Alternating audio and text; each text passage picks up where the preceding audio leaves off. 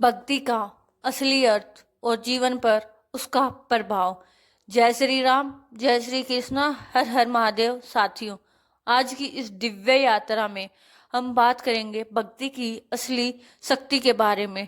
भक्ति जो मन को शांत करती है, आत्मा को पवित्र बनाती है और इंसान के जीवन को अंधकार से निकालकर प्रकाश की ओर ले जाती है। आइए मिलकर समझते हैं कि भक्ति क्या है, क्यों जरूरी है और कैसे हर व्यक्ति इसका लाभ ले सकता है। भाग एक, भक्ति का अर्थ।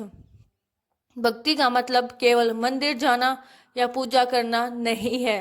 भक्ति का मूल अर्थ है ईश्वर के प्रति प्रेम, विश्वास और समर्पण। जब व्यक्ति अपने मन को भगवान की ओर मोड़ लेता है, तब उसका जीवन बदलना शुरू हो जाता है। भक्ति बिना दिखावे की होनी चाहिए, सच्चे दिल से, शांत मन से और पूरी श्रद्धा के साथ। भाग दो, भक्ति और मन की शांति।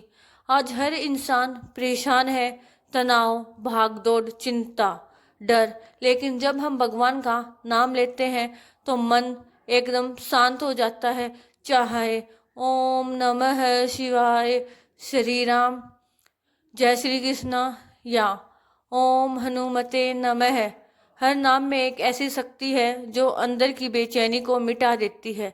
भक्ति हमें नकारात्मक विचारों से निकालकर सकारात्मक ऊर्जा देती है। भाग तीन, भक्ति और कर्म। कई लोग सोचते हैं कि भगवान सब कर देंगे, लेकिन सच यह है कि भक्ति कर्म को पवित्र बनाती है। भगवान कहते हैं, कर्म करते रहो, फल की चिंता मुझ पर छोड़ दो।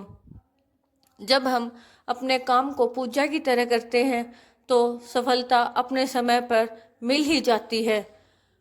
भाग चार, भक्ति और परिवार। जिन घरों में सुबह दीपक जलता है, जहाँ एक छोटा सा भजन चलता है, जहाँ बच्चे बड़े मिलकर भगवान का नाम लेते हैं, वहाँ कलह, तनाव और नकारात्मकता टिक ही नहीं पाती।